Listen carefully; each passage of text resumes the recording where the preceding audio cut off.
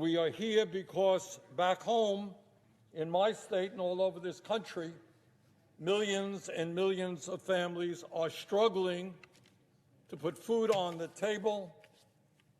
They are struggling to pay their rent. They are struggling to come up with the money they need to go to the doctor. And this hits me in a sense, in a personal way. I just received the other day from a colleague of mine in Burlington, Vermont, where I live. Burlington, Vermont, largest city in the state of Vermont, all of 40,000 people. And what a volunteer wrote to me, they said, this is the quote, reporting on a food drive in Burlington, Vermont, where I live. Quote, over 30 volunteers showed up to the Champlain School to help bag groceries. Unfortunately, there was not nearly enough donated food to provide a bag to everyone who showed up, despite us planning on an increased need. The line of cars filled the parking lot, wrapped around the school, and went out onto the main road. And in the United States Senate, when we have differences of opinion, what we should be doing is debating that bill. So all that Senator Schumer is asking, all that I am asking, is a simple request. Bring the bill to the floor. Not even asking you to vote for it. Bring the bill to the floor. And on top of everything else, we need 60 votes to pass. 60 votes. Can we get 60 votes? I don't know. I think virtually all of the 48 Democrats will vote for it. It means, Senator Thune, that we need 12 Republicans. I gather we got one right here who indicated he would vote for it. 5 or 6 others have been public about saying they will vote for it. Will we get the rest? I don't know. You don't know. But what is the problem with giving members of the United States Senate the opportunity to vote on the legislation? And when we have that debate, you can come up and you can raise all of your objections and we can debate it. Now, I hear Senator Thune and Senator McConnell before him talk about this bill being socialism for the rich, which I got to tell you I find, Mr. President, somewhat hysterical, because that's an issue I have been talking about for many, many years. And I am very delighted that my conservative Republican friends now recognize that we do have socialism for the rich.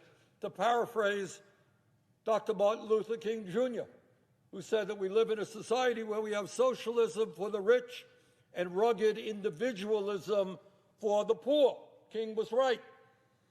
But despite what my Republican colleagues are saying, truth is that according to the Tax Policy Center, the top 5% of Americans, the wealthiest people in our country, would receive less than 1% of the benefits of these direct payments.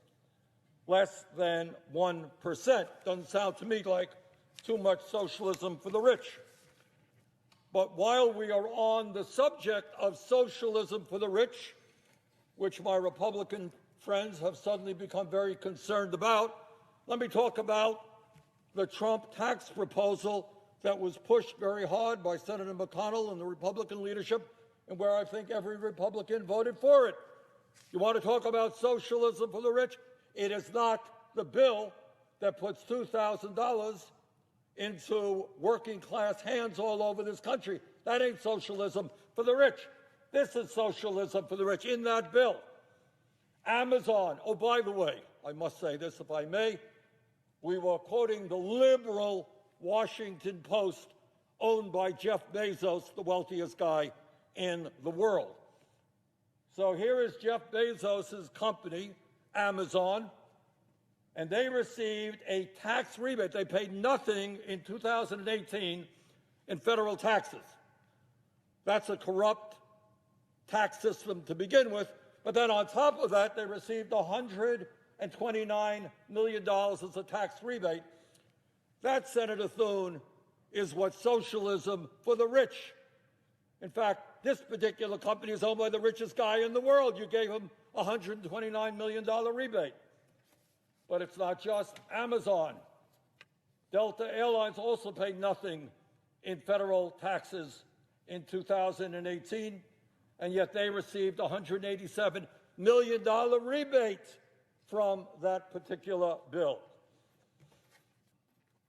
Chevron, helping to destroy our planet with their carbon emissions, $181 million in a rebate. That, my friends, is what socialism for the rich is about. Socialism for the rich is not, in the midst of this terrible pandemic, putting a $2,000 check into the hands of working families. Mr. President, truth of the matter is that as a result of this pandemic, we are living through the worst and most difficult economic period since the Great Depression.